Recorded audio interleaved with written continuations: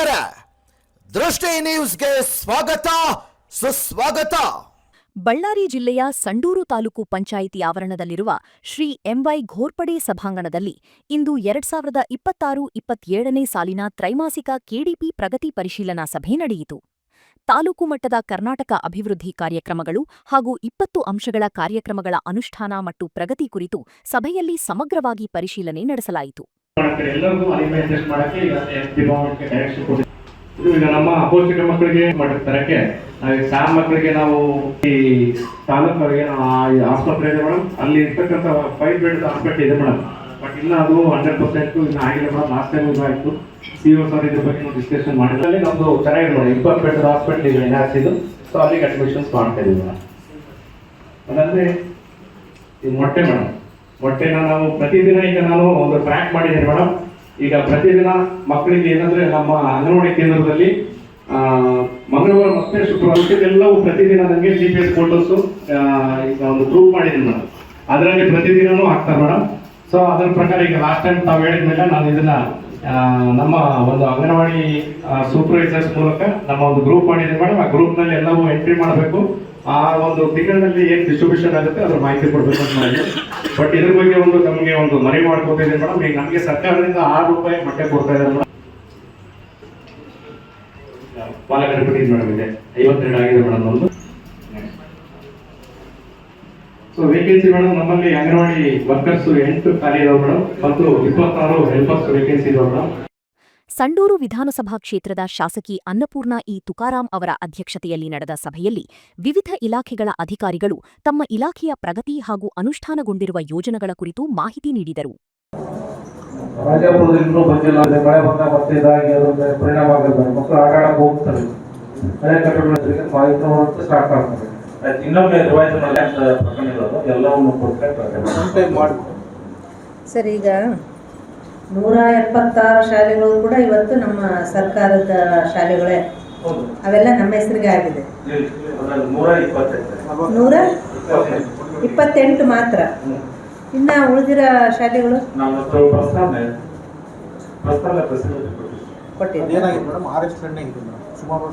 ದಾನ ಕೊಟ್ಟಿರ್ತಾರೆ ಈಗ ಶಾಲೆಗೆ, ಅವರೆಲ್ಲ ಮಾಡ್ಕೊಟ್ಟಾರೆ. ಇನ್ನ 9 ದಾನ ಕೊಟ್ಟರು.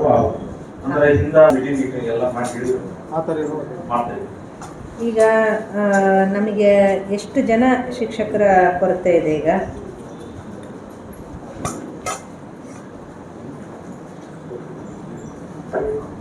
ಒಂದು ವರ್ಷದಿಂದ ಈಚೆಗೆ ಎಷ್ಟು ಜನ ಶಿಕ್ಷಕರ ಖಾಲಿ ಇದ್ದಾರೆ? 3 ವರ್ಷದಿಂದ ಈಚೆಗೆ ಎಷ್ಟು ಶಾಲೆಗಳಲ್ಲಿ ಐತಪ್ಪ ಆ ಶಾಲೆಗೆ? ಆಮೇಲೆ 5 ವರ್ಷದಿಂದ ಈ ಶಾಲೆಯಲ್ಲಿ ಇಂಥ ಶಿಕ್ಷಕರ ಕೊರತೆ ಇದೆ ಅಂತಂದೇಳಿ ಅದೊಂದು ಲಿಸ್ಟ್ ಮಾಡಿಕೊಡ್ರಿ. ಅದೊಂದು. ಆಮೇಲೆ 50% ಶಿಕ್ಷಕರಿಲ್ಲದೆ ನಡೆಸ್ತಕ್ಕಂಥ ಪರಿಸ್ಥಿತಿ ಸಂಡೂರು ತಾಲೂಕು. ಹೌದಾ? 50% ಮಾತ್ರ ನಮಗೆ ಶಿಕ್ಷಕರಿದ್ದಾರೆ. ಇನ್ನು 50% ನಾವು ಅತಿಥಿ ಶಿಕ್ಷಕರು ಸಮರ್ಥವಾಗಿ ಬಳಕೆ ಮಾಡ್ಕೊಳ್ತಾ ಇದ್ದೀವಿ. ಸಮರ್ಥವಾಗಿ ಬಳಕೆ ಮಾಡ್ಕೊಳ್ತಾ ಇದೀವಿ ಅತಿಥಿ ಶಿಕ್ಷಕರನ್ನ. ಅಂದ್ರೆ ಅವರಿಂದ ನಮಗೆ ಬೇಕಾದಂತ ಒಂದು ಎಜುಕೇಶನ್ ಕ್ವಾಲಿಟಿ ನಾವು ತಗೊಳ್ತಾ ಇದೀವ. ನಮ್ಮ ಮಕ್ಕಳಿಗೆ ಶೈಕ್ಷಣಿಕ ಒಂದು ಪ್ರಗತಿ ಆಗೋದಕ್ಕೆ ಅವರನ್ನ ನಾವು ಸರಿಯಾಗಿ ಸದ್ಬಳಕೆ ಮಾಡ್ಕೊಳ್ತಾ ಇದೀವಿ ಅಂತಕ್ಕಂಥದ್ದು ನನ್ನ ಪ್ರಶ್ನೆ. ಸಬ್ಜೆಕ್ಟ್ ಕನ್ನಡ, ಇದು ಮ್ಯಾಥ್ಸ್, ಸೈನ್ಸ್ ಮತ್ತು ಇಂಗ್ಲಿಷ್ ಸಂಬಂಧಪಟ್ಟಂಗ ನಮ್ಗೆ ಸಂಬಂಧಪಟ್ಟಂತ ಕ್ವಾಲಿಫೈಡ್ ಟೀಚರ್ಸ್ ಸಿಗದೇ ಇರೋದ್ರಿಂದ ಅನಿವಾರ್ಯವಾಗಿ ನಾವು ಆರ್ಟ್ಸ್ ಗ್ರಾಜ್ಯುಯೇಟ್ಗಳನ್ನು ಅಲ್ಲೇ ತೆಗೆದುಕೊಳ್ತಾ ಇರೋದ್ರಿಂದ ನಾವು ಸಮರ್ಪಕವಾಗಿ ಮಕ್ಕಳಿಗೆ ಭಾಷಾ ಬೋಧನೆಯನ್ನು ಹೊರತುಪಡಿಸಿ ಬೇರೆ ಬೇರೆ ಎಬಿಲಿಟಿಗಳನ್ನು ಬಳಸಲಿಕ್ಕೆ ಒಂದಿಷ್ಟು ತೊಂದರೆ ಇದೆ. ಮೊನ್ನೆ ತಮ್ಮ ಜೊತೆ ಚರ್ಚೆ ಮಾಡಿದ್ರೆ ಈ 3 ವಿಷಯಕ್ಕೆ ಸಂಬಂಧಪಟ್ಟಂಗೆ ಹಂತಾಪುರಕ್ಕೆ DC ಸರ್ ಬಂದಾಗ ಅವ್ರ ಜೊತೆ ನಾನು ಕೂಡ ಚರ್ಚೆ ಮಾಡಿದೆ. ತಾವು ಹೇಳಿದಂತೂ ಹೇಳಿದ್ದೀನಿ, ಒಂದು ಫಸ್ಟ್ ಸಬ್ಜೆಕ್ಟ್ನಾಗ ಹೇಳ್ಬೇಕು, ಅದೇ ಸಬ್ಜೆಕ್ಟ್ನಾಗ ಇರುವಂತೆ ನಾವು ನೋಡ್ಬೋದು. ಇದನ್ನು ನೋಡ್ಕೋಬೇಕಂತಂದ್ರೆ ಅವ್ರಿಗೆ ಈಗಿರುವಂತ ನಾವು ಏನ್ ಕೊಡ್ತಕ್ಕಂಥ ಏನ್ ಸಂಬಳ ಕೊಡ್ತೀವಿ ಇದಕ್ಕಿಂತ 2 ಪಟ್ಟು ಒಂದು 20ರಿಂದ 25 ಸಾವಿರ ಕೊಟ್ಟ ಪೇಪರ್ ನೋಟಿಫಿಕೇಶನ್ ಮಾಡಿ ಒಂದು CET ಟೆಸ್ಟ್ ಮಾಡಿ ಅವ್ರಿಗೆ ತಗೊಂಡು ಒಂದು 5 ವರ್ಷ ಕಾಲಮಿತಿ ಇದ್ದು ಸೇವಾ ಭದ್ರತೆ ಇತ್ತಂದ್ರೆ ಖಂಡಿತವಾಗಿಯೂ ಕೂಡ ಫುಲ್ಫಿಲ್ ಆಗಿ ಟೀಚರ್ಸ್ ಸಿಗ್ತದೆ. ಶಿಕ್ಷಕ ಶಾಲೆಗಳು ಎಷ್ಟು ಮತ್ತೆ ನಾವು ಅದಕ್ಕೆ ಏನು ಮಾಡ್ಬೋದು ನೆಕ್ಸ್ಟ್? ಈಗ ಈಗ ಶಿಕ್ಷಕ ಇರತಕ್ಕಂಥ ಶಾಲೆಗಳ ಸಂಖ್ಯೆ 21 ಶಿಕ್ಷಕ ರೈತ ಶಾಲೆಗಳ ಸಂಖ್ಯೆ 14. ಮತ್ತೆ ಅಲ್ಲಿ ಏನ್ ಇದು ಈಗ ಬೇರೆ ಪಕ್ಕದ ಇರ್ತಕ್ಕಂಥ ಒಬ್ಬ ಟೀಚರ್ ಇದೆ. ಈಗೂ ಕೂಡ ನಾವು ಯಾವುದೇ ರೀತಿ ಅಧಿಕಾರಿ ಅವ್ರ ಉದಾಹರಣೆಗೆ ಹೊರತರಟ್ಟಿ ಶಾಲೆ ಒಳಗೆ ಟೀಚರ್ ಪೋಸ್ಟ್ ಖಾಲಿ ಇರ್ತಂತ ಮಕ್ಕಳ ಅಂತಾಪುರ ಶಾಲೆ ಒಳಗೆ ರಿಕ್ವೆಸ್ಟ್ ಮಾಡಿ 9:50 ಇಲ್ಲಿ ಬಂದು ಕ್ಯಾಂಪ್ಸ್ ಅಟೆಂಡ್ ಆಗಿ ಗೆಸ್ಟ್ ಟೀಚರ್ ಕೊಡುವುದರ ಮೂಲಕ ಅನುಷ್ಠಾನ ಮಾಡಬೇಕು. ಸರ್ಕಾರದ ಯೋಜನೆಗಳು ಸಮರ್ಪಕವಾಗಿ ಅನುಷ್ಠಾನ ಆಗುತ್ತದೆ. ಅಲ್ಲಿ ಅಕೌಂಟಬಿಲಿಟಿ ಒಬ್ರು ಯಾರಾದ್ರೂ ಬೇಕು. ನಮ್ಮ ಪ್ರೌಢಶಾಲೆಗೆ ಎಷ್ಟು ಜನ ಬೇಕು ಟೀಚರ್ಸ್? ಇನ್ನು 105 ಜನ ಬೇಕು. 105 ಒಳಗ ಈಗ ಆಲ್ರೆಡಿ ಈಗ ಎಷ್ಟು ಜನ ಬಟ್ 98 ಪೋಸ್ಟ್ ಕೊಟ್ಟಾರ? ಈಗೇನು ತೊಂದರೆ ಇಲ್ಲ. ಹೈಸ್ಕೂಲ್ಗೆ ಏನೋ ತೊಂದರೆ ಇಲ್ಲ ಮೇಡಮ್. ಅಲ್ಲಿಯೂ ಕೂಡ ಇದೇ ಪ್ರಾಬ್ಲಮ್ ನಾವು BSc ಪೀರಿಯಡ್ ಮತ್ತು ಇಂಗ್ಲಿಷ್ ಟೀಚರು ಮತ್ತು ಸೈನ್ಸ್ ಟೀಚರು ಕೆಲವೊಂದು ಕಡೆ ಸಿಗಂಡೆ. ಈಗ ನಾವು ಸರ್ಕಾರಿ ಸಮೀಕ್ಷೆಗಳು ಮಾಡೋದಕ್ಕೆ ಮತ್ತು ಚುನಾವಣೆ ಇದಕ್ಕೆಲ್ಲ ಟೀಚರ್ಸ್ನೇ ಬಳಸ್ಕೊಂತೀವಿ. ಇದನ್ನ ಹೊರತುಪಡಿಸಿ ಎಷ್ಟು ಜನ ಟೀಚರ್ಸ್ ನಿಜವಾಗಿ ಮಕ್ಕಳಿಗೆ ಪಾಠ ಮಾಡ್ತಾ ಇದ್ರು? ಒಂದು 60% ಅಷ್ಟೇ. ಇನ್ನು 40% ಜನ ಬರೀ ಅದೇ ಕೆಲಸಕ್ಕೆ. ಇದೇ ವರ್ಷ ಮೇಡಮ್ 3 ಸರ್ವೆ ಮಾಡಿದ್ವಿ, ಸೋಶಿಯೋ ಎಕನಾಮಿಕ್ ಸರ್ವೆ. ಸಭೆಯಲ್ಲಿ ತಾಲೂಕು ಪಂಚಾಯಿತಿ ಕಾರ್ಯನಿರ್ವಾಹಕ ಅಧಿಕಾರಿ ಮಡಗಿನ ಬಸಪ್ಪ, ಗ್ರೇಡ್ 2 ತಹಸೀಲ್ದಾರ್ ಸುಧಾ ಅರಮಣೆ, ಗ್ಯಾರಂಟಿ ಯೋಜನೆಗಳ ಅನುಷ್ಠಾನ ಸಮಿತಿ ಅಧ್ಯಕ್ಷ ನೂರುದ್ದೀನ್, ಮಹಿಳಾ ಮತ್ತು ಮಕ್ಕಳ ಅಭಿವೃದ್ಧಿ ಇಲಾಖೆ ಅಧಿಕಾರಿ ನಾಗರಾಜ್, ಬಿಸಿಯೋಟ ಯೋಜನಾಧಿಕಾರಿ ಶ್ರೀಧರಮೂರ್ತಿ, ಕ್ಷೇತ್ರ ಶಿಕ್ಷಣಾಧಿಕಾರಿ ಡಾ IR ಅಕ್ಕಿ, ಸಂಡೂರು ಪುರಸಭೆ ಮುಖ್ಯಾಧಿಕಾರಿ ವಿನಯ್ಗೌಡ, ತಾಲೂಕು ವೈದ್ಯಾಧಿಕಾರಿ ಡಾ ಹರೀಶ್, ಡಾ ಪವನ್ಕುಮಾರ್, ಜಿಲ್ಲಾ ಗ್ರಂಥಪಾಲಕರು ಸೇರಿದಂತೆ ವಿವಿಧ ಇಲಾಖೆಗಳ ಅಧಿಕಾರಿಗಳು ಹಾಗೂ ಸಿಬ್ಬಂದಿ ಉಪಸ್ಥಿತರಿದ್ದರು. ಆಗಿದೆ ನಮ್ಮದು. ನಂತರ ಇಂಜಿನಿಯರಿಂಗ್ ವಿಭಾಗಕ್ಕೆ ಅದು DPR ಸಲ್ಲಿಸಿ KMRC ಬೆಂಗಳೂರಿಗೂ ಅದು ಹೋಗಿದೆ ಮೇಡಮ್. ಅಲ್ಲಿಂದ ಕಳೆದ ವಾರ ಬಂದಿದೆ ಮೇಡಮ್. ಹೇಳ್ರಿ, ನೀವು ಇನ್ನು ಮುಂದುವರಿಸಿ. ಈಗ DPR ಆದ ತಕ್ಷಣ ಅದು ನೆಕ್ಸ್ಟ್ ಫರ್ದರ್ ಆಮೇಲೆ ಯಶವಂತ ನಗರ, ದರೋಜಿ, ಭುಜಂಗನಗರ ಮತ್ತೆ ಪುಳಿಯಕೊಪ್ಪದಲ್ಲಿ ಹೊಸ ಪ್ರಾಥಮಿಕ ಕೇಂದ್ರಗಳು ಅದರ ಅನುಮೋದನೆ ಸಿಕ್ಕಿತ್ತು ಮ್ಯಾಮ್. ಅದರಲ್ಲಿ ಈಗಾಗಲೇ ನಮ್ಮ ಹೆಸರಿಗೆ 3 ಜಾಗಗಳು ಆಗಿದೆ ನಮ್ಮ ಇಲ್ಲಿ ತಾಲೂಕಾಧಿಕಾರಿ ಹೆಸರು ಆಗಿದೆ. ಆ್ಯಂಡ್ ನಿವೇಶನಗಳು ಎಲ್ಲ ಸಿಕ್ಕಿದೆ. ಅದರಲ್ಲಿ ಈಗ ಯಶವಂತ ನಗರ, ದರೋಜಿ, ಭುಜಂಗನಗರಕ್ಕೆ ಆಗಿದೆ ಮ್ಯಾಮ್. ಸಿದ್ಧರಾಗಿ ಇಂಜಿನಿಯರಿಂಗ್ ವಿಭಾಗಕ್ಕೆ KMRC ತಲುಪಿಸಿದ್ದೀವಿ ಮ್ಯಾಮ್. DPR ಎಲ್ಲ ಅಲ್ಲಿ ಕೆಲವೊಂದು ಚೇಂಜಸ್ ಮಾಡಿ ಅಂತಂದು ವಾಪಸ್ ಮತ್ತೆ ಇಂಜಿನಿಯರಿಂಗ್ ವಿಭಾಗ ಕಳಿಸಿದ್ರು ಮತ್ತೆ ಮೇಡಮ್ ನಮ್ಮ ಇಲಾಖೆ ಇಂಜಿನಿಯರಿಂಗ್ ವಿಭಾಗಕ್ಕೆ. ಅಲ್ಲಿಂದ ಮತ್ತೆ ನಮ್ಮ DR ಅದನ್ನ ಸ್ವಲ್ಪ ಚೇಂಜಸ್ ಮಾಡಿ ವಾಪಸ್ ಕೊಟ್ಟರೆ ಮತ್ತೆ ಮಾಡ್ತಾರೆ. 3 PSC ಬಂದಿದ್ರು. ಪುಳಿಯಕೊಪ್ಪದಲ್ಲಿ ಜಾಗ ಎಲ್ಲ ರೀಸೆಂಟ್ ಆಗಿ ನಮ್ಮ ಹೆಸರು ಬಂದಿದೆ ಅನ್ನೋದು ಇಂಜಿನಿಯರಿಂಗ್ ವಿಭಾಗಕ್ಕೆ DPRಗೆ ಸಲ್ಲಿಸಕ್ಕೆ ಮುಂದೆ ಪ್ರಸ್ತಾಪ ಮಾಡಿದ್ದಾರೆ. ನಿಮ್ದು ಡಿಪಾರ್ಟ್ಮೆಂಟ್ ಇದು. ನಮ್ಮ ಸಂಡೂರಿನಲ್ಲಿ ಜನಸಾಮಾನ್ಯರಿಗೆ ಅದ್ರ ಬಗ್ಗೆ ಮಾಹಿತಿ ಐತೆ. ಟೋಟಲ್ ಸಂಡೂರು ತಾಲೂಕಿನಲ್ಲಿ ಯಾವ ರೋಗದಿಂದ, ಯಾವ ಒಂದು ಪರ್ಟಿಕ್ಯುಲರ್ ಒಂದು ರೋಗದಿಂದ ಜನ ಜಾಸ್ತಿ ಬಳಲ್ತಾ ಇದ್ದಾರೆ ಅದ್ರ ಬಗ್ಗೆ ನಿಮ್ಗೆ ಏನಾದರೂ ಮಾಹಿತಿ ಐತಾ? ಮತ್ತು ವರದಿ ಏನಾದರೂ ಐತಾ? ಸಮೀಕ್ಷೆ ಮಾಡಿದ್ದೀರಾ ನೀವು? ಏನಿಲ್ಲ ಮ್ಯಾಮ್, ಎಲ್ಲ ಆಲ್ಮೋಸ್ಟ್ ಆಗಿ ಇದಾವೆ. ಬಟ್ ಇತ್ತೀಚೆಗೆ ಜಾಸ್ತಿ ನಮ್ಮ ಇದರಲ್ಲಿ ಫೀಲ್ಡ್ ಅಲ್ಲಿ ನೋಡಿದಾಗ ಜಾಸ್ತಿ ಕೇಳ್ತಿರೋದು ಇದು ಜಾಸ್ತಿ ಮಾಡ್ತೀವಿ ಅಂತ ಹೇಳ್ತಾರೆ. ಎಲ್ಲ ಸ್ಕಿನ್ ಜಾಸ್ತಿ ಬರ್ತಿದೆ. ಯಾವ್ದ್ರಿಂದ ಬರುತ್ತೆ ಅದು? ಒಂದು ಸ್ಕೇಬಿಸ್ ಅಂತ ಒಂದು ಮೈಟ್ ಅಂತ ಬರುತ್ತೆ, ಸಣ್ಣ ಹುಳ ಇರುತ್ತೆ, ಅದರಲ್ಲಿ ಜಾಸ್ತಿ ಸ್ಪ್ರೆಡ್ ಆಗ್ತದೆ. ಇದು ಆಕ್ಚುಲಿ ಸ್ಟಾರ್ಟ್ ಆಗೋದು ಹಾಸ್ಟೆಲ್ಸ್ ಅಲ್ಲೇ. ಹುಡುಗರು ಏನ್ ಮಾಡ್ತಾರೆ, ಒಬ್ರು ಬೆಡ್ಶೀಟ್ ಒಬ್ರು ಶೇರ್ ಮಾಡೋದು, ಒಬ್ರು ಬೆಡ್ ಒಬ್ರು ಶೇರ್ ಮಾಡೋದು, ಟವಲ್ಸ್ ಒಬ್ರು ಶೇರ್ ಮಾಡೋದು, ಅಲ್ಲಿಂದ ಸ್ಪ್ರೆಡ್ ಆಗುತ್ತೆ. ಹಾಸ್ಟೆಲ್ ಯಾರು ಅಲ್ಲಿ ಸ್ಟಾರ್ಟ್ ಆಗಿ ಆಮೇಲೆ ಆ ಮಕ್ಕಳು ಮನೆಗೆ ಹೋದ್ರೆ ಏನಾದ್ರು ಅಲ್ಲಿಂದ ಆ ಮಕ್ಕಳು ಹೋದಾಗ ಪೇರೆಂಟ್ಸ್ಗೆ ಮತ್ತೆ ಅಲ್ಲಿ ಬೇರೆ ಮಕ್ಕಳಿಗೆಲ್ಲರೂ ಸ್ಪ್ರೆಡ್ ಆಗಿ ಇಡೀ ಮನೆ ಒಬ್ಬರು ಬಂದ್ರೆ ಇಡೀ ಮನೆ ಸ್ಪ್ರೆಡ್ ಆಗುತ್ತೆ. ಹಂಗಾಗಿ ಜನ ಅನ್ಕೊಂತಾರೆ, ನನಗೆ ಇವನ್ ನನಗೂ ಕೇಳ್ಕೊಂಡೆ ಕಂಪ್ಲೇಂಟ್ಸ್ ಬಂದಿದೆ.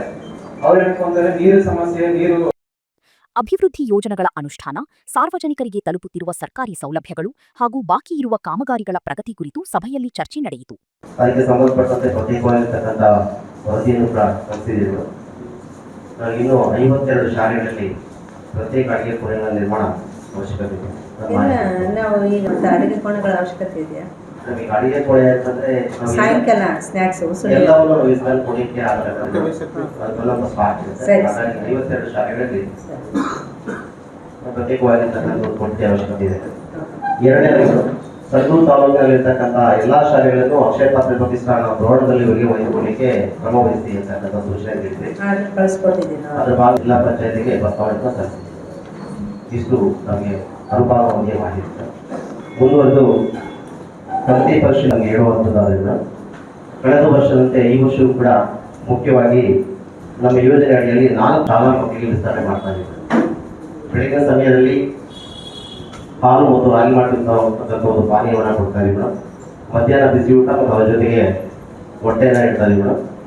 ಸಂಜೆ ಸಮಯದಲ್ಲಿ ಉಸಿರಿ ಕಾಳಿನ ವ್ಯವಸ್ಥೆಯನ್ನು ಕೂಡ ಮಾಡಿದ್ದೀವಿ. ಸೊ ಈ ಒಂದು 4 ಯೋಜನೆ ಅಡಿಯಲ್ಲಿ ನಮ್ಮ ತಾಲೂಕಿನಲ್ಲಿ ಪ್ರಸಕ್ತ ವರ್ಷ 32,815 ಮಕ್ಕಳು ಫಲಾನುಭವಿಗಳಿದ್ದಾರೆ.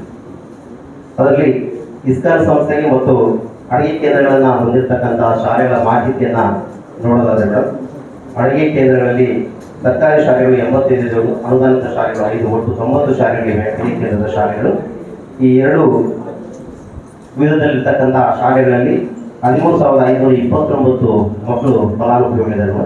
ತದನಂತರ ಅಕ್ಷಯ ಪಾತ್ರೆ ಪ್ರತಿಷ್ಠಾನದ ವ್ಯಾಪ್ತಿಯಲ್ಲಿ ನಾವು ನೋಡೋದಾದ್ರೆ 84 ಸರ್ಕಾರಿ ಶಾಲೆಗಳು ಇಸ್ಕಾನ್ ವ್ಯಾಪ್ತಿಗೆ ಒಳಪಟ್ಟಿದ್ದಾವೆ. ಇನ್ನು 10 ಶಾಲೆಗಳು ಅನುದಾನಿತ ಶಾಲೆಗಳು ಇಸ್ಕಾನ್ ವ್ಯಾಪ್ತಿಗೆ ಒಳಪಟ್ಟಿದ್ದಾವೆ. ಈ 2 ವಿಭಾಗದಲ್ಲಿ 19,286 ಮಕ್ಕಳು ಯೋಜನೆಯ ಫಲಾನುಭವಿಗಳಾಗಿರ್ತಕ್ಕಂಥದ್ದು. ಹೀಗೆ ನಾವು ನೋಡಿದಾಗ ಅಡುಗೆ ಕೇಂದ್ರದಲ್ಲಿ 90 ಅಡುಗೆ ಕೇಂದ್ರಗಳಿವೆ. ಇಸ್ಕಾನ್ ಕೇಂದ್ರದಲ್ಲಿ 94 ಅಡುಗೆ ಕೇಂದ್ರಗಳಿವೆ. ಅಡುಗೆ ಕೇಂದ್ರ ಇರತಕ್ಕಂಥ 90 ಶಾಲೆಗಳಲ್ಲಿ 1 ಶಾಲೆಯನ್ನು ಹೊರತುಪಡಿಸಿಬಿಡ ಸಿದ್ಧಲಿಂಗೇಶ್ವರ ಪ್ರೌಢಶಾಲೆ ಅನುದಾನಿತ ಶಾಲೆ ಸೋವೇನಹಳ್ಳಿ, ಈ 1 ಶಾಲೆಯನ್ನು ಹೊರತುಪಡಿಸಿ ಉಳಿದಂಥ 89 ಶಾಲೆಗಳಿಂದಲೂ ಕೂಡ ನಮಗೆ ಪ್ರಸ್ತಾವನೆ ಸಿಕ್ಕಿದೆ, ಅನುಮೋದನೆ ಸಿಕ್ಕಿದೆ. ನಾವು ಕೂಡ ಇಸ್ಕಾನ್ ಸಂಸ್ಥೆ ವ್ಯಾಪ್ತಿಗೆ ಒಳಪಡ್ತೀವಿ ಅಂತಕ್ಕಂಥದ್ದು ಆ ಮಾಹಿತಿಯನ್ನು ನಮ್ಮ ಅವಗಾಹನೆಗೆ ತರಿಸಿದ್ದೀವಿ. ಮುಂದುವರೆದು ಮೇಡಮ್, ನಮ್ಮ ತಾಲೂಕಲ್ಲಿರ್ತಕ್ಕಂಥ 32,815 ಮಕ್ಕಳ ಪೈಕಿ 86% ಎಲ್ಲ ಒಂದು ಸೌಲಭ್ಯಗಳ ಪಡೆಯಲಿಕ್ಕೆ ಮಕ್ಕಳು ದಿನನಿತ್ಯ ಶಾಲೆಗೆ ಹಾಜರಾಗ್ತಕ್ಕಂಥದ್ದನ್ನ ನಾವು ಕಾಣಬಹುದು. ಅದೇ ರೀತಿಯಾಗಿ ಬಿಸಿ ಊಟವನ್ನು ಸೇವನೆ ಮಾಡ್ತಕ್ಕಂಥದ್ದು ಮತ್ತು ಪೂರಕ ಪೌಷ್ಟಿಕ ಆಹಾರವನ್ನು ಸೇವನೆ ಮಾಡುವಂಥದ್ದು ಕೂಡ ಇದೆ ಮೇಡಮ್. ಇನ್ನು ಉಸಿರಿ ಕಾಳಿಗೆ ಸಂಬಂಧಪಟ್ಟಂತೆ ನಾವು ವಾರದಲ್ಲಿ 3 ರೀತಿಯಾಗಿರ್ತಕ್ಕಂಥ ಬೇರೆ ಬೇರೆ ಕಾಳುಗಳನ್ನು ಕೊಡ್ತಾ ಇದ್ದೀವಿ. ಸೋಮವಾರ ಮತ್ತು ಬುಧವಾರ ಕಡಲೆಕಾಳನ್ನು ಕೊಡುವಂಥದ್ದು, ವಾರದಲ್ಲಿ 2 ದಿನ, 1 ದಿನ ಶೇಂಗಾ ಕಾಳನ್ನು ಕೊಡುವಂಥದ್ದು, 2 ದಿನ ಹೆಸರು ಕಾಳನ್ನು ಕೊಡುವಂಥದ್ದು ಮತ್ತು ಶನಿವಾರದ ದಿನದಂದು ಲೋಕಲ್ ಅವೈಲೇಬಲ್ ಆಗಿರ್ತಕ್ಕಂಥ ಕಿತ್ತಳೆ, ಮೋಸಂಬಿ ಮತ್ತು ಸಪೋರ್ಟ್ ಹಣ್ಣುಗಳಲ್ಲಿ ಯಾವುದಾದ್ರೂ ಒಂದನ್ನು ಕೊಡಬೇಕು ಅನ್ನುವಂಥ ಒಂದು ಯೋಜನೆಯನ್ನು ರೂಪಿಸಿಕೊಂಡಿದ್ದು ಅದರ ಪ್ರಕಾರ ನಾವು ಕಾರ್ಯಾನುಷ್ಠಾನ ಮಾಡಿದ್ದೀವಿ ಮೇಡಮ್. ಗಣಿಬಾಧಿತ ಪ್ರದೇಶಗಳಲ್ಲಿ ಮಾತ್ರ ಈ ಒಂದು ವಿಶೇಷವಾಗಿರ್ತಕ್ಕಂಥ ಸಂಜೆ ಸಮಯದ ಈವ್ನಿಂಗ್ ಸ್ನ್ಯಾಕ್ಸ್ ಅನ್ನು ಕೊಡುವಂಥ ವ್ಯವಸ್ಥೆ ಇದೆ ಮೇಡಮ್. ಇದು 3 ವರ್ಷಗಳ ಯೋಜನೆ ಮೇಡಮ್. 2025 ನವೆಂಬರ್ 3ರಂದು ಪ್ರಾರಂಭ ಆಗಿರ್ತಕ್ಕಂಥ ಈ ಯೋಜನೆ ಮುಂದಿನ 3 ವರ್ಷಗಳವರೆಗೂ ಚಾಲ್ತಿಯಲ್ಲಿರುತ್ತೆ ಮೇಡಮ್. ಈ ಒಂದು ಯೋಜನೆಗೆ ಸರ್ಕಾರಿ ಶಾಲೆಗಳನ್ನು ಮಾತ್ರ ಅಳವಡಿಸಲಾಗಲಿಕ್ಕೆ ಸಾಧ್ಯ ಇದೆ ಮೇಡಮ್. 7 ಸ್ಕೂಲಿಗೆ ಕೊಟ್ಟಿಲ್ಲ, 7 ಸ್ಕೂಲಿಗೆ ಕೊಟ್ಟಿಲ್ಲ. DPR ಹೋಗಿರ್ತಕ್ಕಂಥ ಕೇವಲ ಸರ್ಕಾರಿ ಶಾಲೆಗೆ ಅಂತ ಹೋಗಿದೆ ಸರ್. ಆ ಶಾಲೆಗಳಿಗೆ ಮಾತ್ರ ನಾವು ಕೊಡ್ತಾ ಇದ್ದೀವಿ ಸರ್. 3 ವರ್ಷಗಳ ಅವಧಿಯಲ್ಲಿ ಸಂಡೂರು ತಾಲೂಕಿಗೆ ನಿಗದಿ ಮಾಡಿರ್ತಕ್ಕಂಥ ಅನುದಾನ ಮೇಡಮ್ 13,38,20,300 ಕೊಡ್ತಕ್ಕಂಥ ಈವ್ನಿಂಗ್ ಸ್ನ್ಯಾಕ್ಸ್ಗೆ ಹಣವನ್ನು ನಿಗದಿ ಮಾಡಿ ಶಾಲೆಗಳು ಪ್ರತಿದಿನ ವಿದ್ಯಾರ್ಥಿಗೆ ₹6.57 ಘಟಕ ವೆಚ್ಚವನ್ನು ನಾವು ನಿಗದಿ ಮಾಡಿದ್ದೀವಿ. 3 ವರ್ಷದ ಅವಧಿಯಲ್ಲಿ 732 ದಿನ ಕಾರ್ಯವನ್ನು ನಿರ್ವಹಿಸತಕ್ಕಂಥ ಅವಧಿಗಳಾಗಿರ್ತವೆ. ಆ ಅವಧಿಗೆ ಈ ಯೋಜನೆಯನ್ನು ಒಟ್ಟಿನಲ್ಲಿ ಸಂಡೂರು ತಾಲೂಕಿನಲ್ಲಿ ಸರ್ಕಾರದ ವಿವಿಧ ಅಭಿವೃದ್ಧಿ ಕಾರ್ಯಕ್ರಮಗಳು ಪರಿಣಾಮಕಾರಿಯಾಗಿ ಅನುಷ್ಠಾನಗೊಂಡಲು ಅಧಿಕಾರಿಗಳಿಗೆ ಅಗತ್ಯ ಸೂಚನೆಗಳನ್ನು ನೀಡಲಾಯಿತು.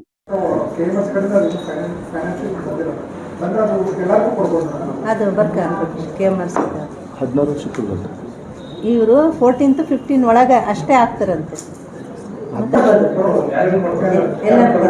ಈಗ ನೀವೊಂದು ವರದಿ ಸಿದ್ಧ ಮಾಡಿ ಇಡೀ ನಮ್ಮ ತಾಲೂಕಿನಲ್ಲಿ ಗರ್ಭಕೋಶದಿಂದ ಬಳಲಿ ಆಪರೇಷನ್ ಎಷ್ಟು ಜನ ಮಾಡಿಸ್ಕೊಂಡಿದ್ದಾರೆ ಅದೊಂದು ವರದಿ ಕೊಡ್ಬೇಕಲ್ಲ. ನಾವು ಗರ್ಭಕೋಶ ತೊಂದರೆ ಆಗಿ ಇಷ್ಟು ಜನ ವರ್ಷಕ್ಕೆ ಇಷ್ಟು ಜನ ಗರ್ಭಕೋಶ ತೆಗೆಸ್ಕೊಂತ ಇದ್ದಾರೆ, ಈ ಥರದ ತೊಂದರೆಗಳಿಂದ ಅಂತಂದರೆ ಒಂದು ವರದಿ ನೀವು ರೆಡಿ ಮಾಡಿ ನಾವು ಆರೋಗ್ಯ ಇಲಾಖೆಗೆ ಅದನ್ನ ಕೊಡೋಣ.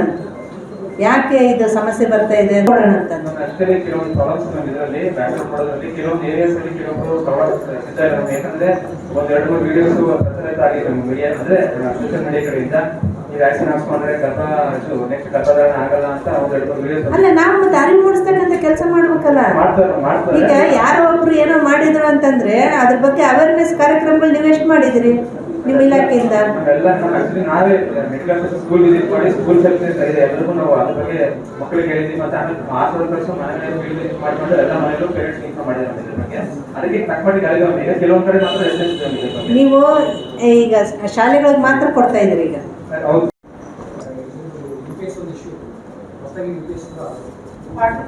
UPS ಕೊಡ್ತಿದ್ದಾರೆ ಮೇಡಮ್. ಮುನ್ಸಿಪಾಲಿಟಿಯಿಂದ 2 ಸಿಸ್ಟಮ್ಸ್ UPS ಎಲ್ಲ ಕೊಡ್ತಿದ್ದಾರೆ. ನೀವು ಎಷ್ಟು ದಿನಕ್ಕೆ ಒಂದ್ಸಲ ಬಂದು ವಿಸಿಟ್ ಮಾಡಿ? ಮೇಡಮ್ ನಾನು ಬಳ್ಳಾರಿ ವಿಜಯನಗರ ನಾವು ಒಬ್ಬಳೇ ಇರೋದ್ರಿಂದ 2 ತಿಂಗಳಿಗೆ ಒಂದ್ಸಲ ಖಂಡಿತ ತಂದೆ ಬರ್ತಿದ್ದಾರ? ಬರ್ತಾ ಇರ್ತೀನಿ. ವೆಹಿಕಲ್ ಇರಲಿಲ್ಲ, ಇತ್ತೀಚೆಗೆ ವೆಹಿಕಲ್ ಕೊಟ್ಟಿದ್ದಾರೆ ಮೇಡಮ್ DC ಸರ್. ಹೀಗಾಗಿ ಸ್ವಲ್ಪ ಓಡಾಟ, ಯಾಕಂದ್ರೆ ಹರಪನಹಳ್ಳಿವರೆಗೂ ಇರೋದು ನಾನು ಒಬ್ಬಳೇ ಮೇಡಮ್. ಸ್ಟಾಫ್ ಯಾರು ಇಲ್ಲ. 30 ಸ್ಯಾಂಕ್ಷನ್ ಇದೆ ಡಿಸ್ಟಿಕ್ಕಿಗೆ, ಇರೋದು ಬರೀ 4 ಜನ ಮೇಡಮ್. ಎಲ್ಲ ತಾಲೂಕುಗಳಿಗೆ ಸೇರಿಬಿಟ್ಟು ನನ್ನ ಸೇರಿ 4 ಜನ ಇದ್ದೇವೆ. ಹೀಗಾಗಿ ಎಲ್ಲವನ್ನೂ ಒಂದು ದಿನಕ್ಕೆ ಎಷ್ಟು ಕೇಂದ್ರಗಳು ಕಟ್ಟಿಕೊಡ್ತೀವಿ? ಒಂದು ದಿನಕ್ಕೆ ಸುಮಾರು ಆಗುತ್ತೆ ಮೇಡಮ್. ಆಫೀಸ್ ಕೆಲಸನೇ ಹೆಚ್ಚಾಗ್ತಾ ಇಲ್ಲ ಮೇಡಮ್. ನಮಗೆ ಎಕ್ಸ್ಟ್ರಾ ಚಾರ್ಜ್ ಡ್ಯೂಟಿ ಏನೋ ಇದ್ದೇ ಇರುತ್ತೆ ಮೇಡಮ್. ಒಬ್ಬ ಅಸಿಸ್ಟೆಂಟ್ ಬಿಟ್ಬಿಟ್ರೆ ಆಫೀಸ್ ಕೆಲಸ ಮಾಡೋದು ನೀವೆಲ್ಲ ಇಲ್ಲ ಮೇಡಮ್, ಕೊಟ್ಟಿದ್ದಾರೆ ಮೊನ್ನೆ ಇಲಾಖೆ ಬರ್ಗಿದ್ದೇವೆ, ಕೊಟ್ಟಿದ್ದಾರೆ, ಸ್ಟಾಫ್ ಕೊಟ್ಟಿದ್ದಾರೆ. ಹೆಚ್ಚು ಮಾಡಬೇಕಾಗಿ ಸ್ವಲ್ಪ ಓಡಾಡ್ಬೇಕು. ಯಾಕಂದ್ರೆ ಜನರಲ್ಲಿ ಓದೋ ಹವ್ಯಾಸ ಜಾಸ್ತಿ ಬಳಸ್ಬೇಕು. ಎಲ್ಲ ಬರೋ ಮೊಬೈಲ್ಗಳಾಗ ಕಳೆದೋಗ್ಬಿಟ್ಟಾರೆ ಜನ. ಅಕ್ಕಪಕ್ಕ ಏನ್ ನಡೀತೈತೆ ಅನ್ನೋದು ಗೊತ್ತಾಗ್ತಿಲ್ಲ, ಅಷ್ಟು ಇದಾಗ್ಬಿಟ್ಟಾರೆ. ಹೋದ್ರೆ ಪುಸ್ತಕಗಳ ಬಗ್ಗೆ ಹೆಚ್ಚು ಸಂಸ್ಕೃತಿ ಬೆಳಿಬೇಕನ್ನೋದೇ ನಮ್ಮ ಉದ್ದೇಶ ಮೇಡಮ್. ಹೀಗಾಗಿ ಡಿಜಿಟಲ್ ಲೈಬ್ರರಿನೂ ಈ ಅನುಷ್ಠಾನದಲ್ಲಿ ಇದೆ ಮೇಡಮ್. ವರ್ಕ್ ಆಗ್ತಾ ಇದ್ದಾರೆ. ಏನಂತ ಹೇಳಿದ್ರೆ ಸ್ವಲ್ಪ ಜನರ ಬಗ್ಗೆ ಹೆಚ್ಚು ಆಸಕ್ತಿ